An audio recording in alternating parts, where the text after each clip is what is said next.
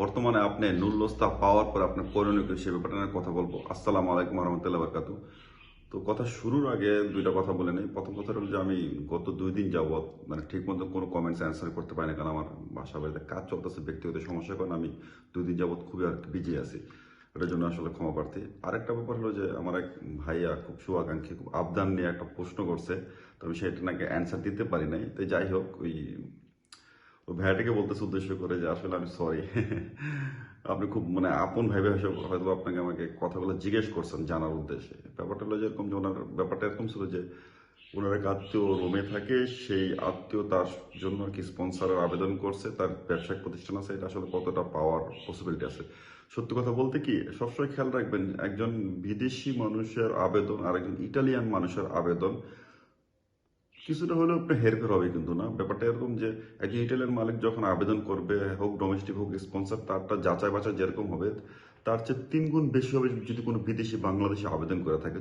এমন না যে আপনার সে বিদেশি বাংলাদেশের আবেদনে আপনার সব কিছু ঠিক থাকলে আপনি স্পন্সর বা ডোমেস্টিক আপনি কাগজ বের হবে না। কিন্তু প্রতিটা সবসময় খেয়াল রাখবেন যে ইটালিয়ানদের প্রতি আস্থাটা বেশি থাকবে। সেই ক্ষেত্রে পাওয়ার পসিবিলিটি আপনার যদি 95 থাকে, 96 থাকে, সেক্ষেত্রে বিদেশি বাংলাদেশিতে পাওয়ার সম্ভাবনা থাকবে 80% বা 75%।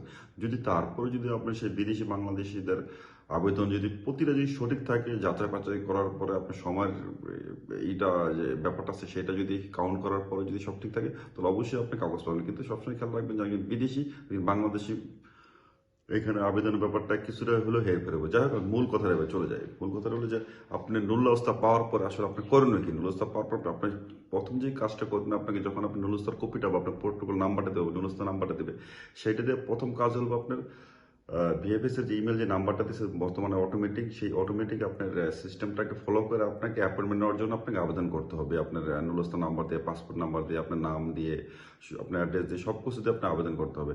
আবেদন করার পর সঙ্গে সঙ্গে দেখবেন যদি আপনি যদি আবেদনটা সঠিক হয়, ইমেলে যদি পাঠানো হয় যে সিস্টেমটা দিয়ে, সেই সিস্টেমটা আমি গত কয়েকটা ভিডিওতে বলছিলাম, তাহলে কিন্তু আপনাকে একটা অটো এসএমএস আসবে যে আপনার ইমেলটা তারা রিসিভ করছে। তারপরে আপনাকে বসে থাকতে হবে আপনার ইমেলের অ্যান্সার জন্য, কবে আপনার অ্যাপয়েন্টমেন্ট দিচ্ছে।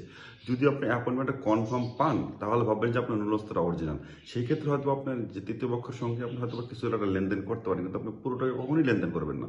যেদিন আপনার অ্যাপয়েন্টমেন্ট ডেট থাকবে, সেই অ্যাপয়েন্টমেন্ট ডেটে যদি আপনার সব কাগজপত্র জমা সব কিছু ঠিকঠাক থাকে, তাহলে আপনি হয়তো কিছুটা পেমেন্ট করতে পারেন বাদ বাকি। আর যে বাদ বাকি টাকাটা আছে, আপনি মনে রাখবেন যে ইটালিতে ভিসা হওয়ার পরে কিন্তু অনেকে ইটালিতে ঢুকতে পারে না। সেই ক্ষেত্রে আপনার অবশ্যই করণীয় হবে যে আপনি ইটালিতে আসার পরে সম্পূর্ণ টাকাটা পে করবেন। ইটালিতে ইন না করে, ইমিগ্রেশন পার না হয় কখনোই আপনি পুরো টাকাটা পে করবেন না। কারণ কি, আপনার সয় সম্পত্তি শেষ করে হয়তো আপনি মানে স্পন্সর ডোমেস্টিক যেটা বলেন এগ্রিকালচার আপনার আসার টাকাটা তার হাতে তুলে দিবেন।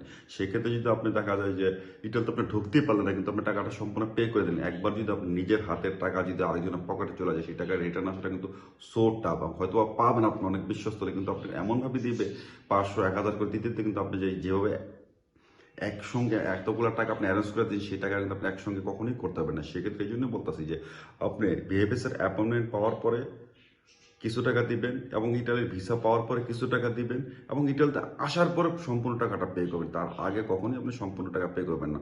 আর একটা জিনিস খেয়াল রাখবেন যে আপনি ভিএফএস এর যদি ইমেলে যদি আপনি আবেদন করেন অ্যাপয়েন্টমেন্টের জন্য, অবশ্যই আপনাকে প্রথমে একটা অটো এসএমএস দিবে যে আপনার ইমেলটা তার রিসিভ করছে। দেন তারপর আপনাকে আপনারটা সময় দিবে, আপনি নুরুল মেয়াদ কত আছে, কারণ কি যাদের নুরুল মেয়াদ কম আছে তাদেরটা আর্জেন্টলি কাজ করবে। এছাড়া যদি আপনি নুরুল মেয়াদ প্রতিটা নুরুল ম্যাচ কিন্তু আপনি 6 মাস থাকে, দেখা যায় যে আপনি মাত্র পাইছেন 1 সপ্তাহ যাবত, 2 সপ্তাহ যাবত নুরুলস্তাটা।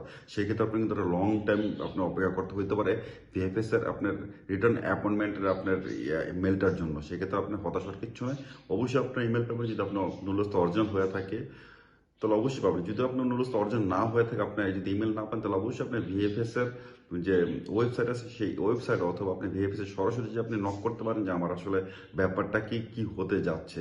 তো আজকে এখানে থেকে ভালো থাকবেন। আল্লাহ হাফেজ। চাও চাও।